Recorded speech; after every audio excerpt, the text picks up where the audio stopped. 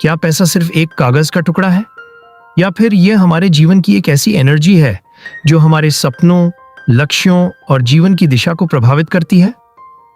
आज हम बात करेंगे मारिया नेमेथ की प्रसिद्ध पुस्तक the energy of money, a spiritual guide to financial and personal fulfilment की। नमस्कार, आप देख रहे हैं द बुक लाइब्रेरी। यह कोई सामान्य फाइनेंस बुक नहीं है। यह आपको स्टॉक मार्केट, इन्वेस्टिंग या करोड़पति बनने के फॉर्मूला नहीं सिखाती, बल्कि यह किताब आपको सिखाती है कि आपका मनी माइंडसेट आपकी फाइनेंशियल रियलिटी को कैसे प्रभावित करता है। मारिया नेमेथ का मानना है कि पैसा सिर्फ करेंसी नहीं है, पैसा एक प्रकार की एनर्जी है। जिस तरह हम अपनी फिजिकल एनर्जी और टाइम का उपयोग करते हैं, उसी तरह मनी भी एक रिसोर्स है जिसे सही दिशा में इस्तेमाल किया जा सकता है। लेखिका कहती हैं कि बहुत से लोग फाइनेंशियल प्रॉब्लम्स की वजह से नहीं, बल्कि पैसे को लेकर अपने डर और गलत मान्यताओं की वजह से संघर्ष करते हैं। बचपन से हम कई तरह की बातें सुनते हैं। पैसा पेड़ों पर नहीं उगता, अमीर लोग अच्छे नहीं होते, ज्यादा पैसा कमाना मुश्किल है। धीरे धीरे ये बातें हमारी बिलीफ सिस्टम का हिस्सा बन जाती हैं और हमारे फाइनेंशियल डिसीजंस को प्रभावित करने लगती हैं। किताब का एक महत्वपूर्ण विचार है स्कैरसिटी माइंडसेट। स्कैरसिटी माइंडसेट का मतलब है हमेशा ये महसूस करना कि कुछ न कुछ कम है। कम पैसा है, कम समय है, कम अवसर हैं, कम रिसोर्सेज हैं। मारिया नेमेथ के अनुसार बहुत से लोग वास्तव में गरीब नहीं होते, लेकिन उनके अंदर कमी का डर हमेशा बना रहता है। यही डर उन्हें तनाव, चिंता और गलत फैसलों की ओर ले जाता है। इसके विपरीत लेखिका सफिशिएंसी की बात करती हैं।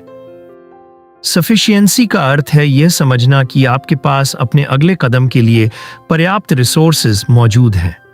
जब व्यक्ति कमी के डर से बाहर निकलता है, तब वह अधिक स्पष्टता और आत्मविश्वास के साथ निर्णय ले पाता है। किताब का एक और महत्वपूर्ण संदेश है कि पैसा तभी सार्थक बनता है जब उसका कोई उद्देश्य हो। अगर आपके पास स्पष्ट गोल्स नहीं है, तो पैसा इधर उधर खर्च होता रहेगा। लेकिन जब आपके जीवन में कोई मीनिंगफुल गोल होता है, तो पैसा उस गोल को पूरा करने का साधन बन जाता है। मारिया नेमेथ ये भी बताती हैं कि कई लोग हमेशा बिजी रहते हैं।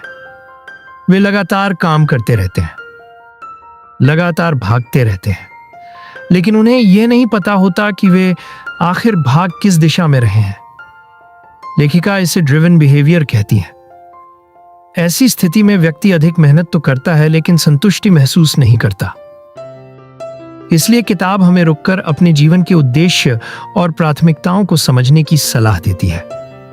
इस पुस्तक की सबसे अच्छी बात यह है कि इसमें केवल थ्योरी नहीं है, इसमें कई प्रैक्टिकल एक्सरसाइजेज भी दी गई हैं, जैसे self reflection questions, journaling, awareness practices और गोल सेटिंग एक्सरसाइजेज।